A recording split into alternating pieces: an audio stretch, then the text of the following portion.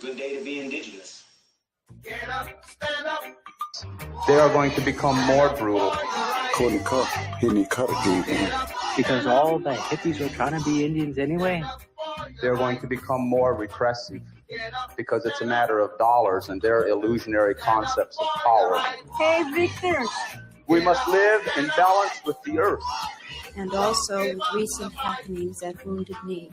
I am awake. Welcome to Native Roots Radio presents I'm Awake, and I'm your host, Wakanja Hade. Hey, Kadagi to all my friends and relatives in four directions. You are listening to Native Roots Radio presents I'm Awake, and I'm your host, Robert Pilot. Hey, we discuss local, national, Native news and events, and as you know, Chujunk, Native issues are human issues, and human issues are Native issues. Yes, you are right, Dega. This portion of the show is supported by the Minnesota Indian Women's Sexual Assault Coalition. You know, I was thinking as we were starting, Haley, that that's almost like, the mantra that I say every beginning of the show is almost like a prayer. You know, it settles me in. I feel good about what we're doing and what we're doing here. And, so there's no such thing as a bad show. No. There's just better shows than some. Oh, I love our show, Dega. I know. No, I meant each one of our episodes. I should have said, not our show. No, we have a great show. Yeah, that makes sense.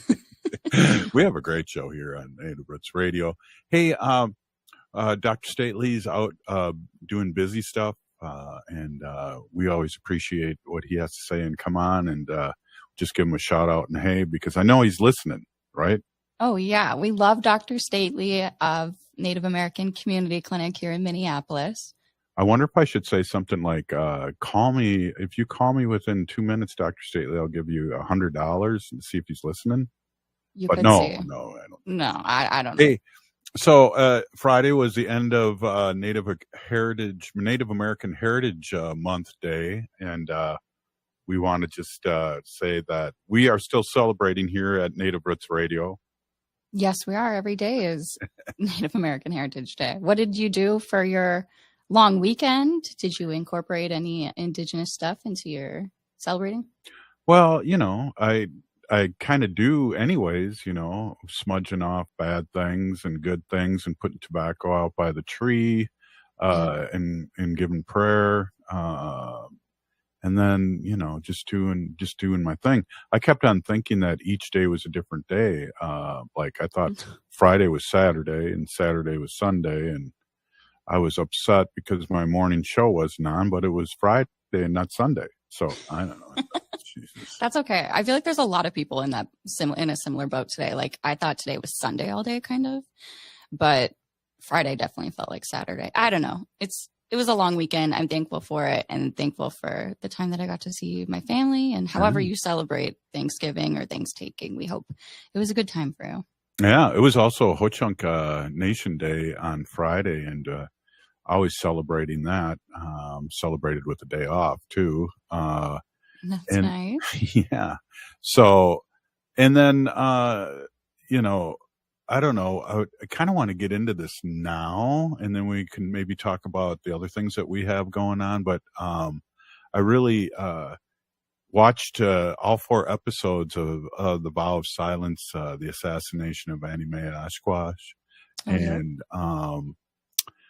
what a amazing four-part series. And I just friended the director, so maybe we can get her on. Oh, wow. That'd be awesome. Yeah. I'll reach out to her and really talk about that. That's something. And if you haven't seen it, we should talk a little bit about it. We only got a couple minutes here, but we should talk a little bit about it. But why don't we play the trailer? Give a little tease to everyone out there. Do you mind doing that, Haley? Sure. Let's watch it. This is Vow of Silence, the assassination of Annie Mae, the official trailer on Hulu. It wasn't until young adulthood that I learned my mother had been executed. The story of Annie Mae was deliberately buried. The story about a woman who went up against a giant. Our crime is that we were born in this century under this system. The American Indian movement is very, very serious. Anime was kind of like the big sister. She taught us how to not take no for an answer. The injustices that have been going on have been just continuing. She was more like a woman warrior. That's dangerous to the United States government. Ken, what are you doing about the Indians? A lot of people consider her to be a threat. Anime was willing to risk her life at any moment. I saw 2 FBI agents standing there with M16s. They had been looking for me for a long time. There were one of us had to be questioned. Anime was one of those persons. The rumor was that she was an undercover FBI informant. That's when I realized that there was way, way, way more to this. We knew that the narrative was created to hide the truth. Justice for an Indigenous woman has been the hardest part of this journey.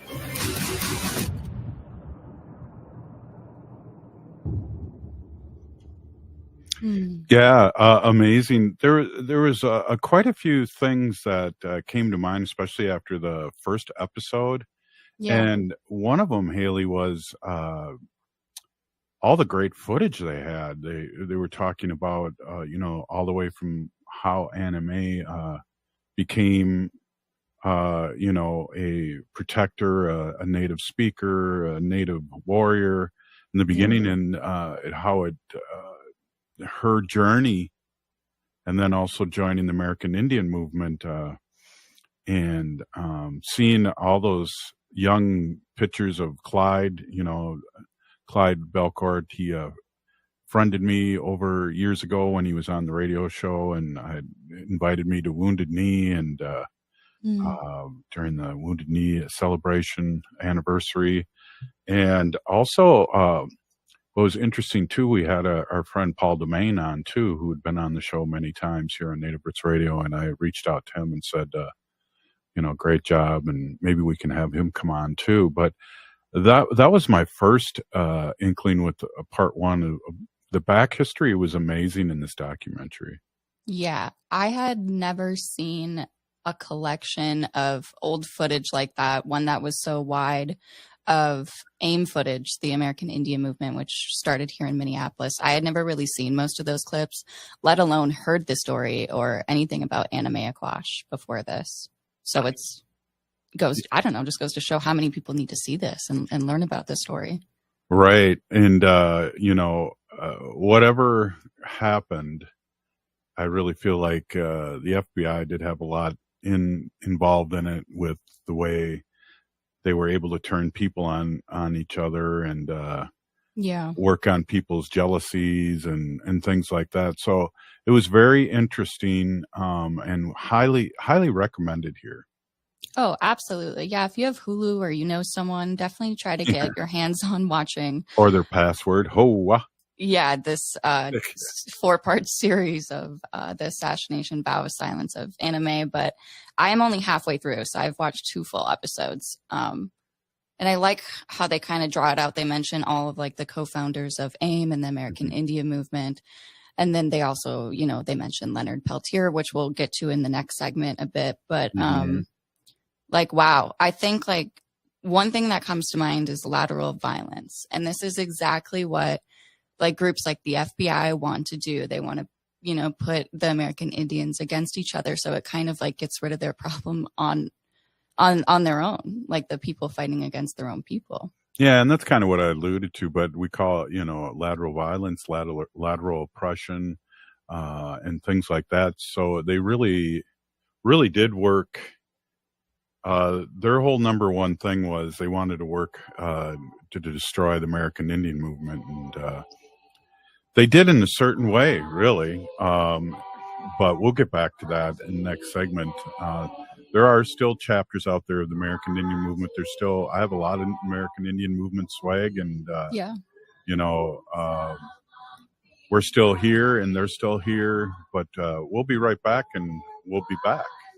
Absolutely. Stay with us. You're listening to Native Roots Radio. Hey, Cudahy to all my friends and relatives in 4 directions. This is Robert Pilot of Native Roots Radio presents I'm Awake. I'm here to ask you for your support. Finding honest Native-centered news is not easy. But with your support, we're able to provide accurate information about Standing Rock, Line 3, treaty violations, and COVID-19 in our Native communities. Please visit Native Roots Radio Network on Patreon and donate if you can. That's Native Roots Radio Network on Patreon. Pinigigi, and thank you for your support. Unwanted sexting or photos, inappropriate jokes, even tickling or wrestling can feel like a violation. Catcalling, cornering, or groping, getting them drunk or high for sex, recording sexual acts without permission, hurting someone because of their sexual orientation, raping a family member, a child, a date, a friend, a stranger, purchasing a human being for sex. You make the choice every single time. Sexual violence is many things. Make a choice. Do not do it. Sponsored by the Minnesota Indian Women's Sexual Assault Coalition. J&S Bean Factory is a Native-owned, community-supported, cozy, artsy coffee shop which offers roasted on-site beans, live music, and baked goods. Relax in the beautiful outside patio. City Pages writes, voted top 10 coffee shops. Tucked into a quiet corner of St. Paul's Highland Park neighborhood, this coffee shop roasts beans on-site from the best coffee-growing countries in the world. Located at 1518 Randolph Avenue, St. Paul. The good stuff. It's okay to talk about mental health. It's okay to struggle. And it's okay to ask for help. It's important that we support one another and work together to end the stigma so that we can start to tell a different story about mental health and well-being in our community. If you're looking for support for yourself or want to find resources for a loved one, visit makeitokay.org to get started. That's makeitokay.org.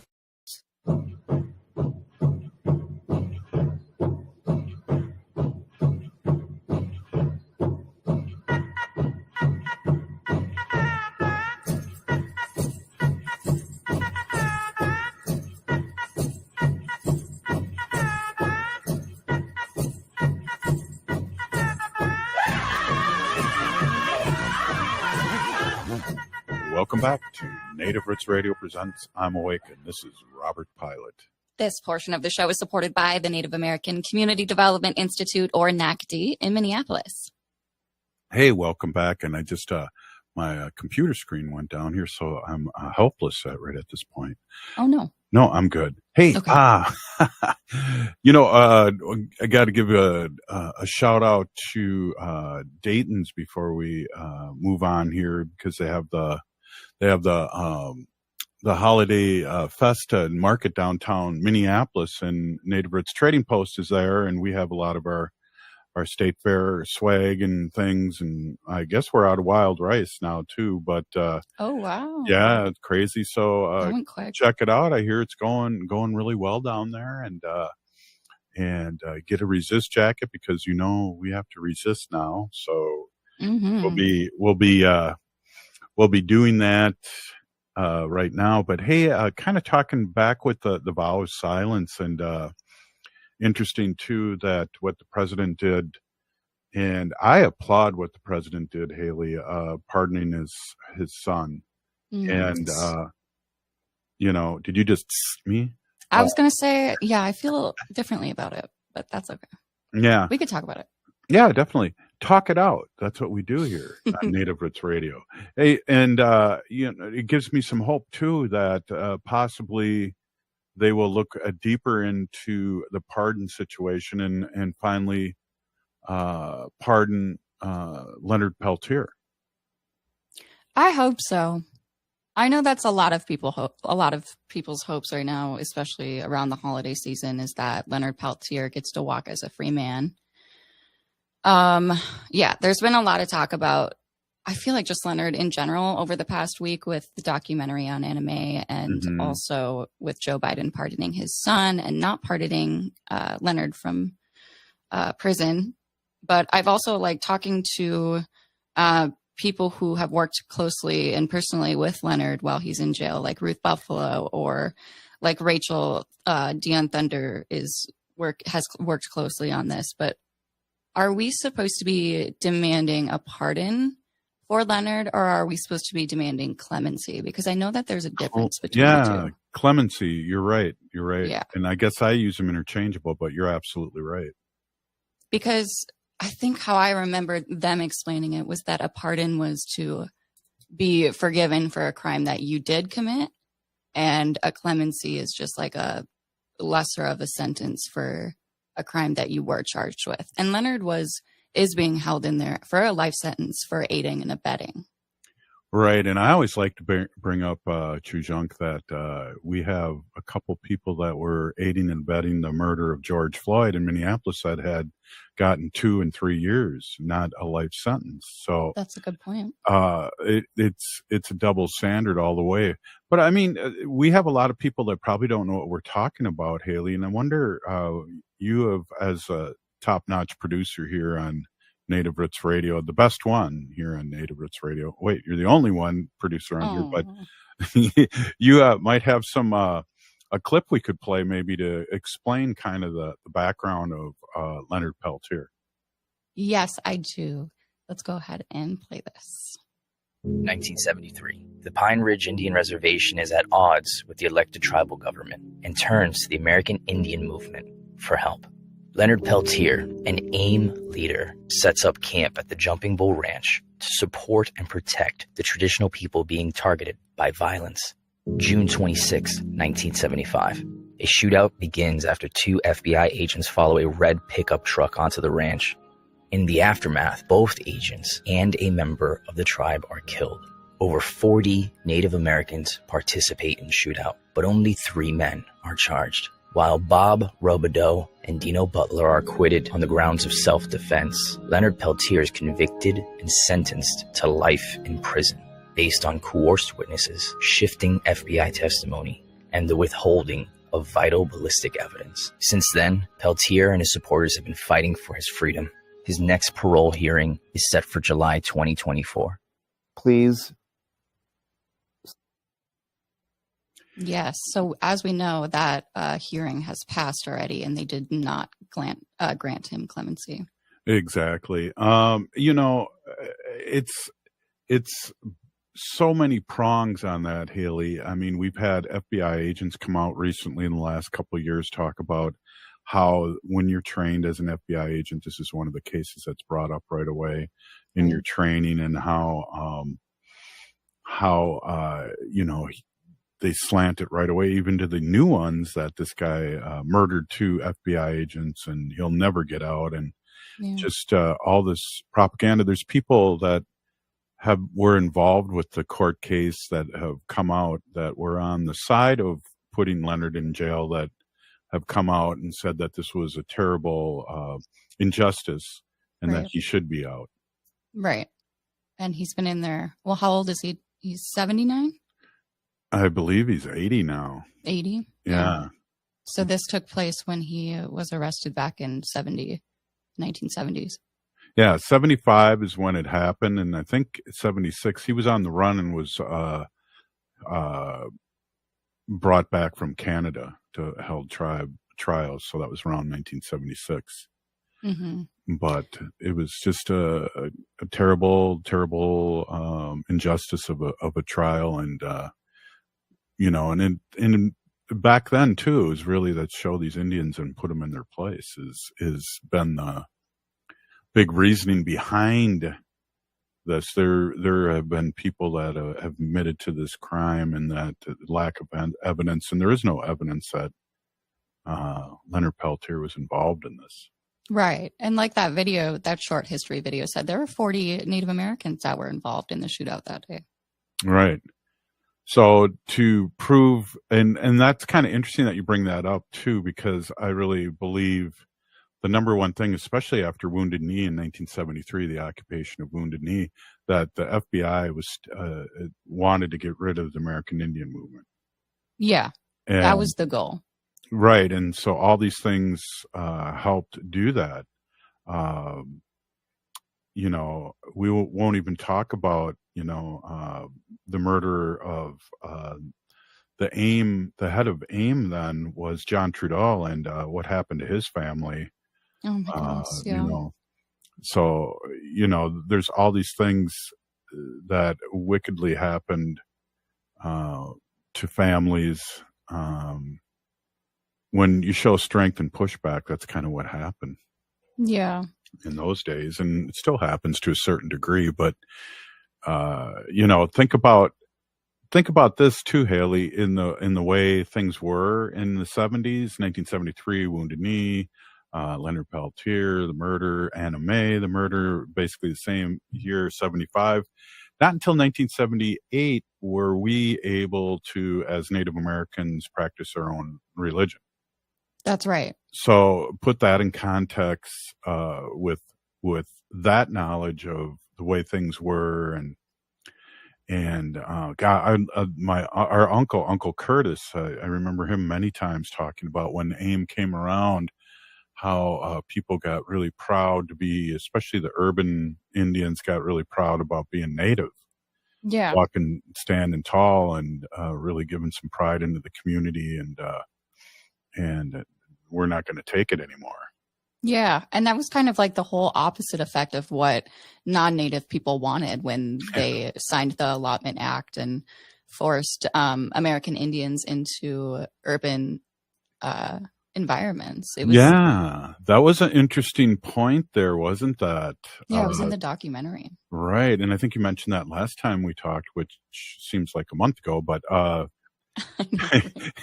you brought that really good point up, because they put all these Indians in the cities, and then all of a sudden, the Pan-Indian started, where people found each other. Absolutely.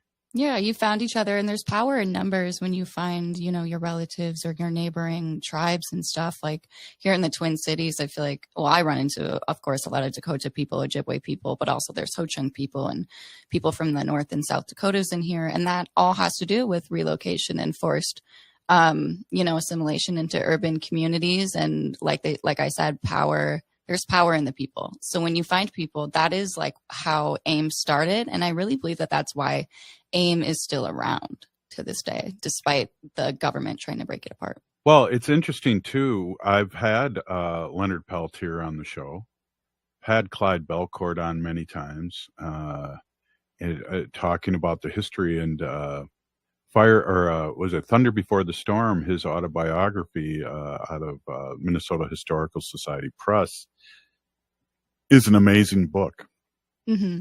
And I'll say that because it's funny, when Clyde would tell stories, he never deviated. When I met him, he was older, and he never deviated from the story. And and if you read the books, it's exactly what he says. So yeah, that's important. Yeah, we're on the cusp of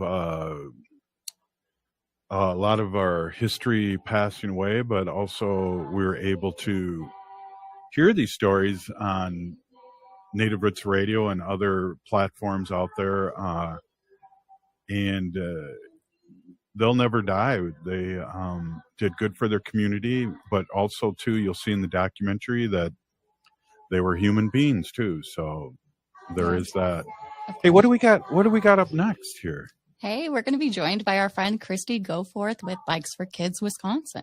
Right on. This is Native Roots Radio, and we'll be right back. Unwanted sexting or photos, inappropriate jokes, even tickling or wrestling can feel like a violation. Catcalling, cornering, or groping, getting them drunk or high for sex, recording sexual acts without permission, hurting someone because of their sexual orientation, raping a family member, a child, a date, a friend, a stranger, purchasing a human being for sex. You make the choice every single time. Sexual violence is many things. Make a choice. Do not do it. Sponsored by the Minnesota Indian Women's Sexual Assault Coalition. J&S Bean Factory is a Native-owned, community-supported, cozy, artsy coffee shop which offers roasted on-site beans, live music, and baked goods. Relax in the beautiful outside patio. City Pages writes, voted top 10 coffee shops. Tucked into a quiet corner of St. Paul's Highland Park neighborhood, this coffee shop roasts beans on-site from the best coffee-growing countries in the world. Located at 1518 Randolph Avenue, St. Paul. The good stuff. Everyone likes a litter-free ride on Metro Transit buses and trains, so pitch in. Take pride in your ride and take your trash off with you when you get off at your stop. You'll find trash bins at every Metro station. Want to help clean up transit stops in your neighborhood? Join the hundreds who volunteer to adopt a stop and keep it picked up. Learn more at metrotransit.org/adopt-a-stop. That's metrotransit.org/adopt-a-stop. The city of Minneapolis is now on Native Roots Radio with Minneapolis AIR. AIR stands for American Indian Relations. Guest host Christine McDonald talks to people about important things affecting the city's Native communities. Minneapolis AIR dives into topics like public safety, public health, elections, and so much more. Tune in to Minneapolis AIR on Native Roots Radio from 5 to 6 p.m. on the second Wednesday of every month, right here on AM 950. Hey, Cudahy to all my friends and relatives in four directions. This is Robert Pilot of Native Roots Radio presents I'm Awake. I'm here to ask you for your support. Finding honest Native-centered news is not easy. But with your support, we're able to provide accurate information about Standing Rock, Line 3, treaty violations, and COVID-19 in our Native communities. Please visit Native Roots Radio Network on Patreon and donate if you can. That's Native Roots Radio Network on Patreon. Pinigigi, and thank you for your support. It's okay to talk about mental health. It's okay to struggle. And it's okay to ask for help. It's important that we support one another and work together to end the stigma so that we can start to tell a different story about mental health and well-being in our community. If you're looking for support for yourself or want to find resources for a loved one, visit makeitokay.org to get started. That's makeitokay.org. Hi, this is Governor Walz. Thank you for listening to Native Roots Radio. And we're back to Native Roots Radio presents I'm Awake, and this is Robert Pilot. This portion of the show is supported by Native American Community Clinic on Franklin Avenue in Minneapolis, honoring health and tradition. Yes, they do. Hey, we have Kristie GoForth, Executive Director at Bikes for Kids Wisconsin. And it's really good to see you. I see your TikToks, I see your videos, and I like them. And God, I said, Haley, we got to talk to Kristie again. There's no rest for the wicked here. Bushu, great to see you both. Thank you for the invite. Absolutely. Let's start out and talk a little bit about Bikes for Kids Wisconsin and what they do for people that listeners that don't know. Yeah. Gosh, I hope my stream is okay. I feel like I'm cutting in and out, but hopefully it's all right on your end. Great. Doing good. Yeah, we're a nonprofit organization here based in Madison, Wisconsin. We do serve all of Wisconsin. And what we're doing is we're working in transportation equity. And what I've learned so much about that sector because not a lot of people understand what that means. And I talk about it all the time, but then I realize, you know what? People don't know what that means. And so what we're doing is we're really working to make bicycle-based transportation accessible for all people. Bicycles are incredibly costly and they're getting more and more expensive. And if we see these tariffs go through, oh boy, bicycles are going to become, what I remember buying my first car for, like $3,000, So that's what we do. And so we do it. We have several programs. We have our bike giveaway program where we distribute bikes free of charge to people in need. We have our bike mechanics youth development program, and it's teaching kids how to be bike mechanics so they can maybe have a new career, dream that they've never considered before. And we have our Bike to Work program, which serves adults that have transportation barriers. And often we're using that program to serve refugees and new immigrants here because, owning a car is incredibly costly. Yeah, definitely. And I know last time we talked to you too, you were talking about that you were getting out to the reservations in Wisconsin and checking out what their needs are. That's an exciting thing. Where are we at with that?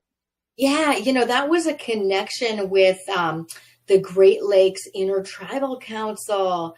And so we had a great connection with them, and they drove a U-Haul truck down here. We loaded it up with bicycles and they hauled that back, these couple of women.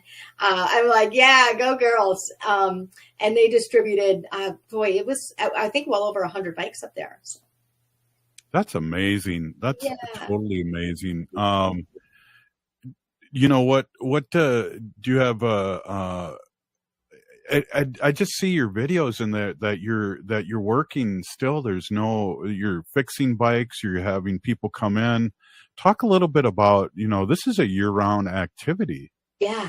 Yeah, it really is. And, so our bike center is really the largest bike center in the state. It's 12,000 square feet. Right now, it is just bursting full of bicycles, many of which are broken. So, this is a huge sustainability effort, right? Is making sure they're not just thrown into the landfill. If the bones are good, we can save those bikes and we can restore them. And if the bones aren't good, well, we're going to take the pedals off. We're going to take the handlebar off, maybe the chain, and we're going to use that on another bike. And then we'll recycle that frame, and so we're making sure things are disposed of well. It's a great example of a circular economy because every bike that rolls in the door is of value in some way. I shouldn't say that. We had one that I think had sat on the bottom of Lake Mendota for a couple of years, and that one was beyond saving anything, but it was nice that someone fished that out of there.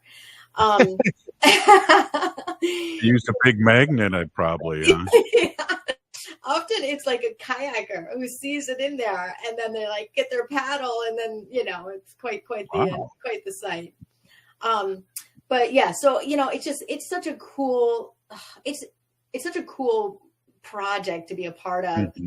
Because, for me, when I left my last job, I made a commitment that the only jobs I'm going to take from here on out have to fill one of three buckets. They have to provide me with a space where I can be a voice for the environment, where I can be an advocate for children, or where I can help support marginalized people. And this allows me to do all three of those. And so I just love it for those reasons. And the people we serve are so grateful because a lot of them are, they've come out of their house in the morning to get to work and they see that their car, which was parked on the street, was hit in the night and it might be even totaled. And now they can't get to work. Right. And they have jobs where they don't really get vacation, so they can take one day off without pay and they come to our bike center, with a transportation crisis. We are fortunate here in the Madison area or in Dane County that Dane County and several of the cities like City of Madison, City of Fitchburg and Verona have made a big commitment to bike infrastructure and investing in that. We see some incredible bike infrastructure up in, up northern Wisconsin, right? Even by La Crosse or Minocqua area, Boulder Junction.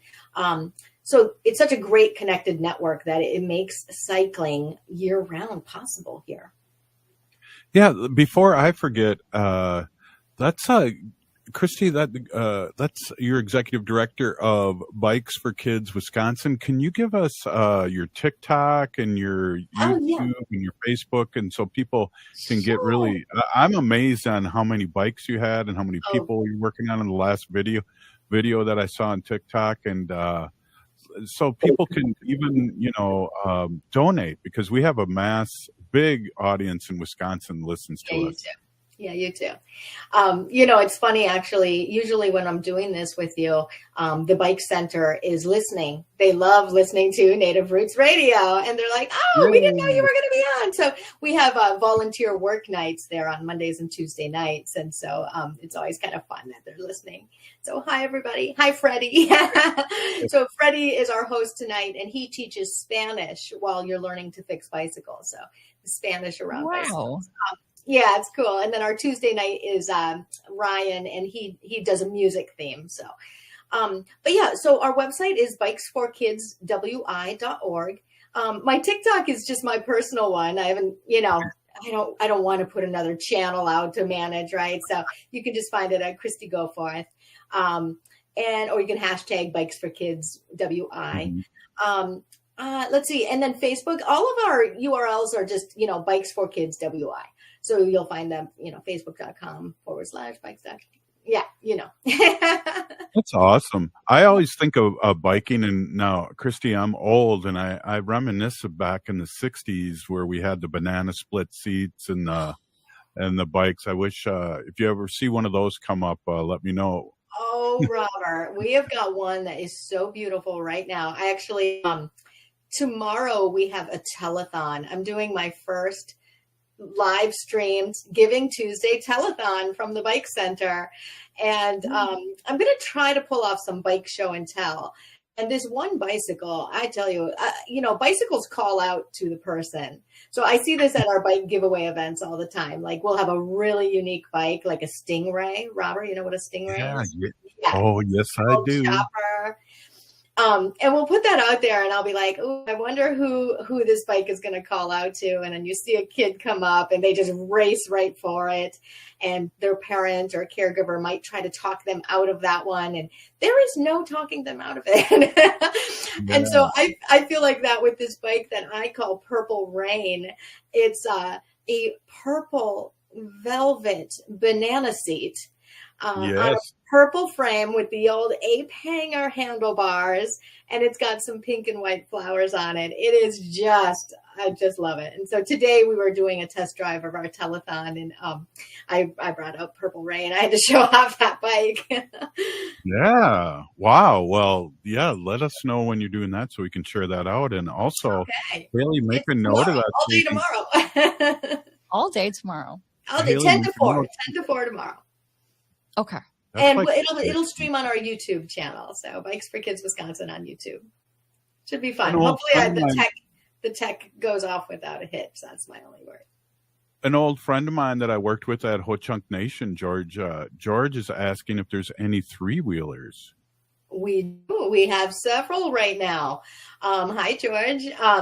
Yeah, we get trikes quite often, actually.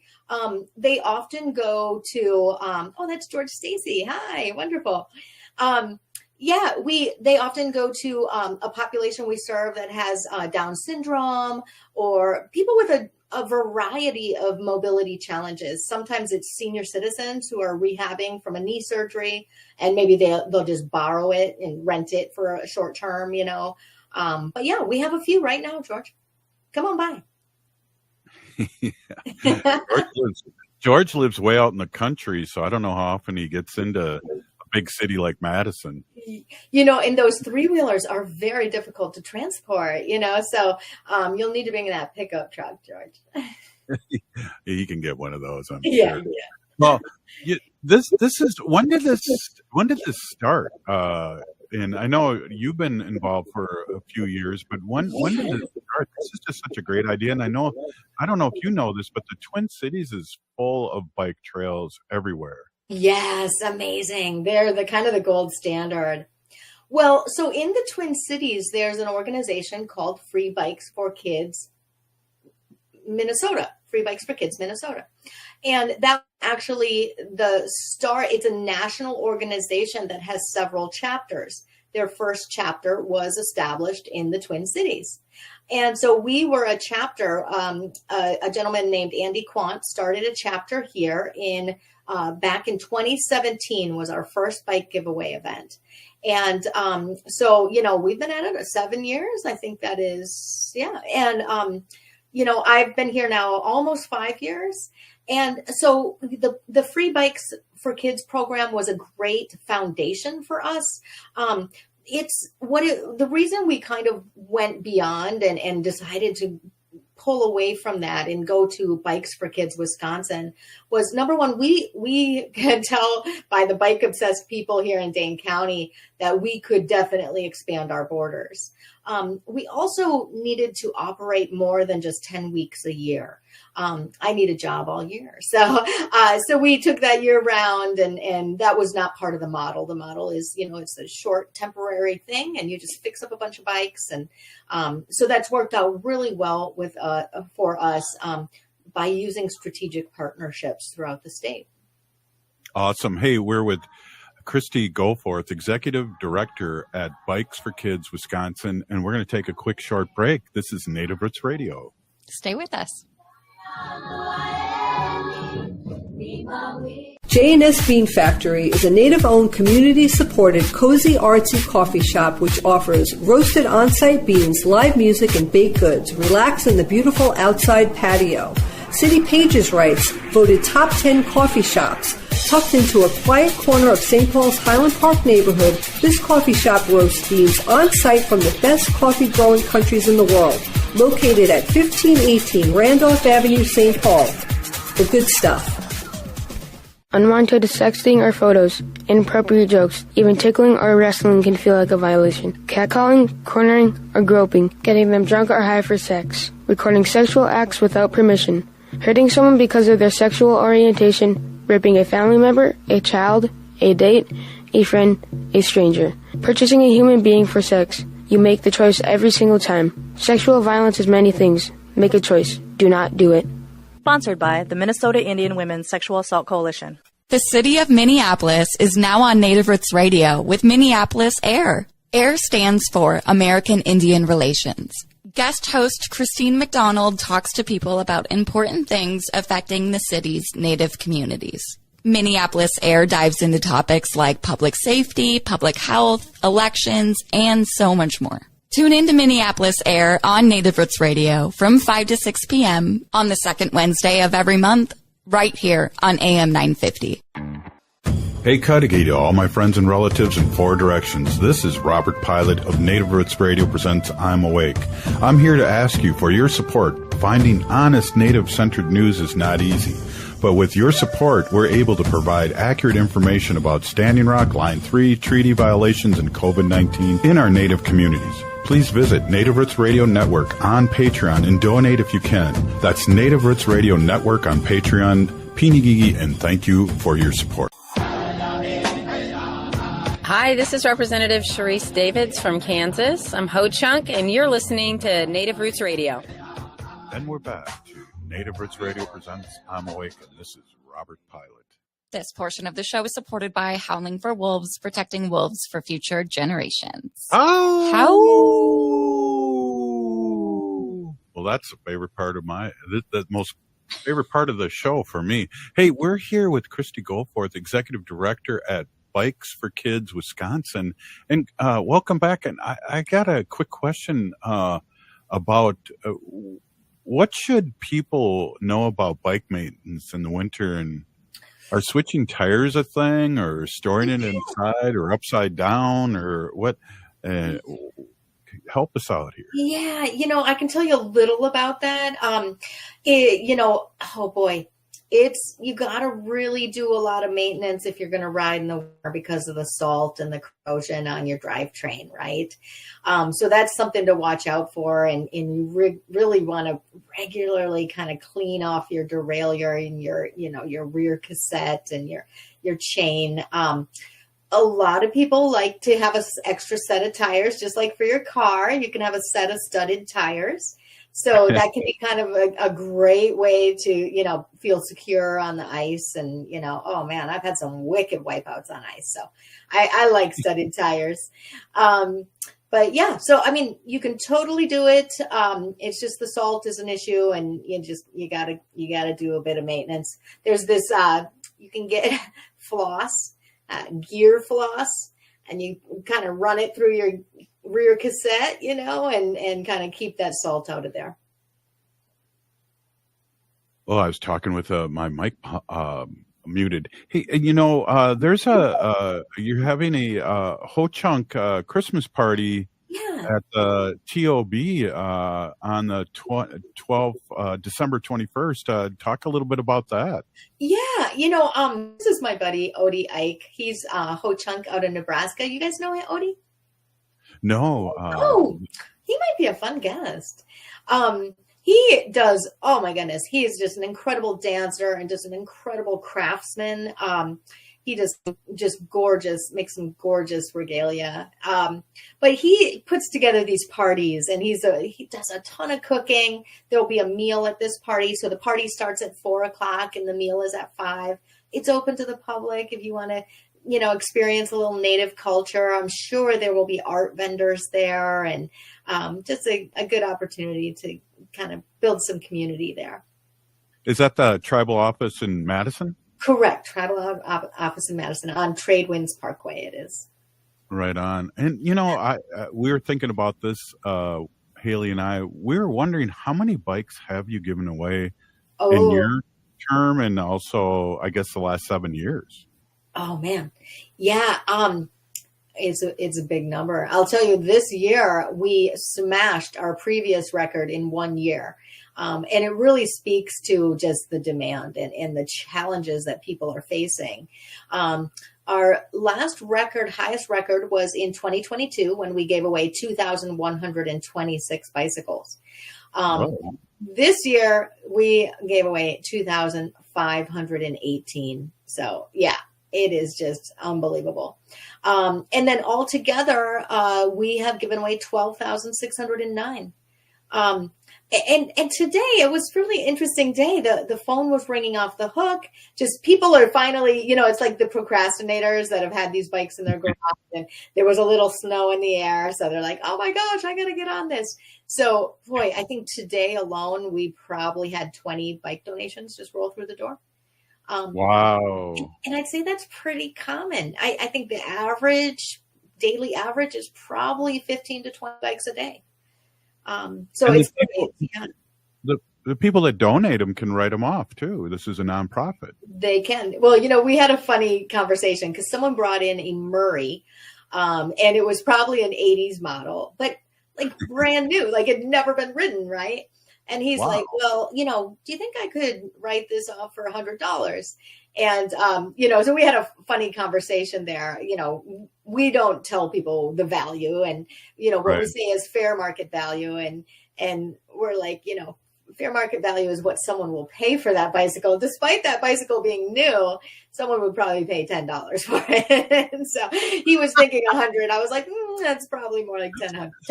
But, that's funny, because I thought you were going to say it was the collector's item and it was going to be worth a lot, and you went the other way. Yeah, then that does happen too. We have kind of a cool Gary Fisher bike in there, where Gary Fisher did a collaboration with Saab, where if you bought a Saab, you got this free Gary Fisher bike. So it's Gary Fisher Saab on it, and that's kind of become a collector's item, but. It kind of goes either way. We did just send a shipping container over to Malawi. I don't know if you saw that, Robert. That was quite outstanding. And then we got to watch them. They took some video of them unloading that in Zamba, which is one of the bigger cities there. 520 bikes we sent over there. So like that Murray would be great for them, right? And so we'll send another shipment in the spring. It's just Americans are, we're picky, we're demanding, we've been, indoctrinated into high levels of consumerism, right? Mm-hmm. And so, even if a bike is like when you look under the hood, it's kind of a piece of garbage, but it looks flashy. People will spend a lot of money on that, But then like this Murray, which has really good bones, might even be a better bike. But people here are like, nah, that's an old bike, So we're combating that all the time too. This is a question off the record, but when I go for my long morning walks during the summer, I see those electric bikes, and I'm going, isn't that cheating? I know. I tell you, I got one this year. I did. So, and for me, what it was I loved a bicycle, and I wish I could, I found myself wishing I could bicycle to all these meetings, but my meetings are just all over town, and, I'd be dripping in sweat, right? And it's just not even practical. But then I got that e-bike. And so once I did, I said, okay, my commitment is all summer. If it's not pouring rain, I will ride the e-bike. My first day, I rode 23 miles. Wow. So then you pretend to pedal? Is that how that goes? Well, there's 3 classes. There's the class 1, the pedal assist, which is what I have. So, and it's got five settings. So, 1 being kind of the toughest. And I usually put it at 2 because I still want to get a workout. It's just I need that zoomy power. To get there a little faster. And, Yeah, so that's class 1 is the pedal assist. Class 2 is a throttle up to 20 miles per hour. And then class 3 is a throttle up to 28 miles per hour. So, a lot of those e-bikes that are being sold go way faster than that. They're actually, I believe they're deemed illegal here on any bike trails. You can't be riding 40 mile an hour on a bike trail. And the e-bikes are really heavy, right? Yeah, you see some of those that look like a little motorcycle. Those can easily be 80 pounds alone. And if you got hit by someone going 40 on one of those, it's going to leave a mark. Yeah. Well, yeah, I was always interested about that. And I know that's become a very popular thing. And it's cool that you, at different settings, you can still get a workout. Yeah. We're ending up the show here. We're with Kristie GoForth, Executive Director at Bikes for Kids, Wisconsin. I'm excited, and I kind of, I do my TikToks at night, and when I kind of see what you're doing, I'm just really excited that all the bikes I see and all the good work you're doing for the community. And I just have to say a big Pinigi, thank you so much for coming on. Miigwech. And next time you're in town, stop by. I'll give you a tour. Sounds great. Sounds great. Hey, thanks for coming on. Hey, if you're listening to the show, you are part of the resistance from Chief Plentycoops, the ground on which we stand on. It's sacred ground. It's the blood of our ancestors. We need to resist, divest, join a group, run for office. We're still here. We are the 7th generation. And free Leonard Peltier now.